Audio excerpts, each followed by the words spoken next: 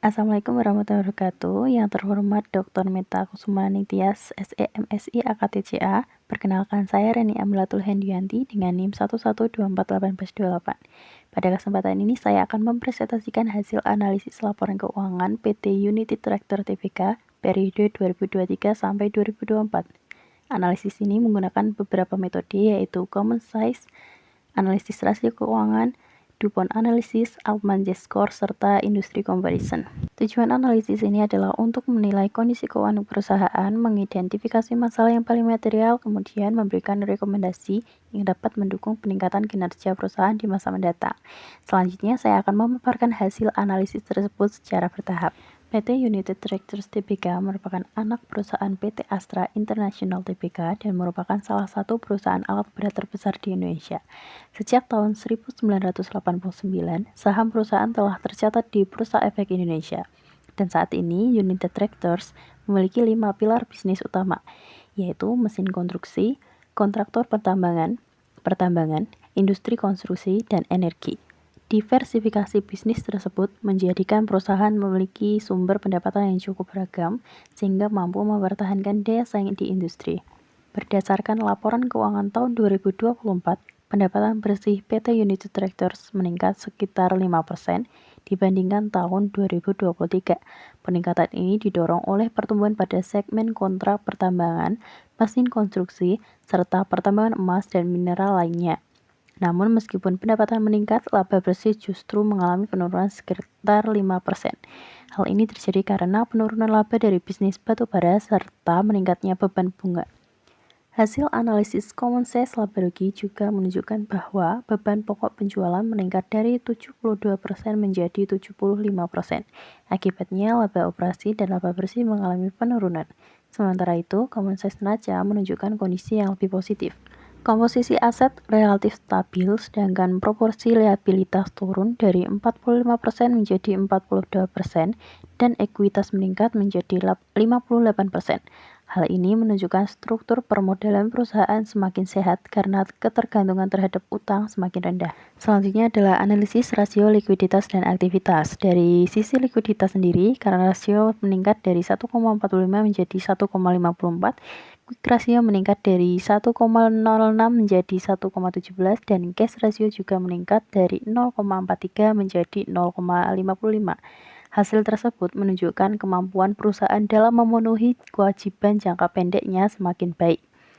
Lalu pada rasio aktivitas, perputaran piutang meningkat dari 6,66 kali menjadi 7,57 kali sehingga proses penagihan piutang menjadi lebih efektif. Perputaran persediaan juga meningkat sehingga rata-rata umur persediaan menjadi lebih singkat. Namun demikian, perputaran aset tetap dan total aset mengalami penurunan. Artinya, perusahaan belum mampu memanfaatkan seluruh aset yang dimiliki secara optimal untuk menghasilkan penjualan.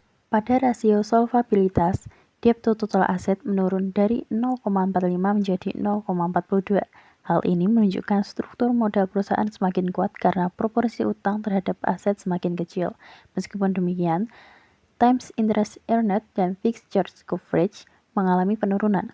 Walaupun nilainya masih cukup tinggi, kondisi tersebut menunjukkan kemampuan perusahaan dalam menutup beban bunga sedikit melemah dibandingkan tahun sebelumnya. Pada rasio profitabilitas, terlihat adanya penurunan yang cukup signifikan. Net profit margin turun dari 17% menjadi 15%, ROA turun dari 15% menjadi 12%, dan ROE turun dari 26% menjadi 21%. Penurunan ini menunjukkan bahwa kemampuan perusahaan menghasilkan laba dari penjualan, aset maupun modal sendiri mengalami penurunan. Pada rasio pasar, price earning ratio, dividend yield, dan dividend payout ratio juga mengalami penurunan. Kondisi tersebut mengindikasi bahwa imbal hasil yang diterima oleh investor lebih rendah dibandingkan pada tahun sebelumnya. Selanjutnya adalah analisis DuPont. Hasil analisis menunjukkan bahwa penurunan ROE terutama disebabkan oleh dua faktor utama, yaitu turunnya NPM dan total asset turnover. Artinya, perusahaan tidak hanya memperoleh margin laba yang lebih kecil, tetapi juga kurang efisien dalam memanfaatkan aset untuk menghasilkan penjualan. Lalu selanjutnya pada analisis Altman Z-Score, diperoleh hasil yang cukup baik. pada tahun 2023, perusahaan berada pada gray zone dengan skor 2,07, sedangkan pada tahun 2024 meningkat menjadi 3,63 sehingga masuk ke dalam safe zone. Hasil ini menunjukkan bahwa kondisi keuangan perusahaan membaik dan risiko mengalami financial distress menjadi lebih rendah. Berdasarkan perbandingan dengan beberapa perusahaan pembanding, yaitu yang pertama PT Arwana Citra Mulia Tbk, yang kedua PT Astra Grafia Tbk, dan perusahaan Gas Negara Tbk, dapat disimpulkan bahwa PT United Tractor memiliki beberapa keunggulan. Perusahaan unggul pada kemampuan menghasilkan laba, ROE, kemampuan membayar beban bunga, serta struktur modal yang lebih sehat. Namun demikian, beberapa perusahaan pembanding memiliki keunggulan pada rasio likuiditas dan efisiensi penggunaan aset. Hal ini menunjukkan bahwa masih terdapat ruang bagi United Tractors untuk meningkatkan efektivitas pemanfaatan aset serta pengelolaan modal kerja. Baik, berdasarkan seluruh hasil analisis, saya menyimpulkan bahwa masalah keuangan yang paling material pada PT United Tractors Tbk pada tahun 2024 adalah penurunan profitabilitas. Hal tersebut terlihat dari penurunan NPM, ROA, ROE, serta hasil analisis DuPont yang menunjukkan penurunan margin laba dan efisiensi aset sebagai penyebab utama turunnya pengembalian kepada pemegang saham. Penyebab utamanya adalah meningkatnya beban pokok penjualan dari 72% menjadi 75%, sehingga laba bersih perusahaan menurun meskipun pendapatan masih mengalami pertumbuhan. Lalu berdasarkan diagnosis tersebut, terdapat 3 rekomendasi utama yang dapat dilakukan oleh perusahaan. Yang pertama yaitu untuk meningkatkan efisiensi biaya operasional dan beban pokok penjualan agar margin laba dapat kembali meningkat. Yang kedua, yaitu mengoptimalkan pemanfaatan aset produktif melalui peningkatan utilisasi aset dan peningkatan penjualan sehingga total aset turnover dapat membaik.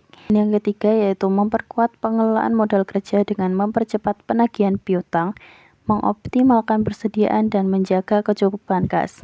Langkah tersebut diharapkan mampu mempertahankan likuiditas sekaligus meningkatkan efisiensi operasional perusahaan. Sebagai kesimpulan, PT United Tractors Tbk masih berada dalam kondisi keuangan yang sehat pada tahun 2024. Hal ini didukung oleh meningkatnya likuiditas, struktur modal yang semakin kuat, serta hasil Altman Z-Score yang telah masuk ke kategori safe zone. Namun demikian, perusahaan masih menghadapi tantangan berupa penurunan profitabilitas dan efisiensi penggunaan aset. Oleh karena itu, fokus utama perusahaan ke depan adalah meningkatkan efisiensi biaya dan mengoptimalkan pemanfaatan aset agar mampu meningkatkan laba dan mempertahankan daya saing di industri. Demikian presentasi yang dapat saya sampaikan. Terima kasih atas perhatian Ibu dosen dan teman-teman sekalian. Wassalamualaikum warahmatullahi wabarakatuh.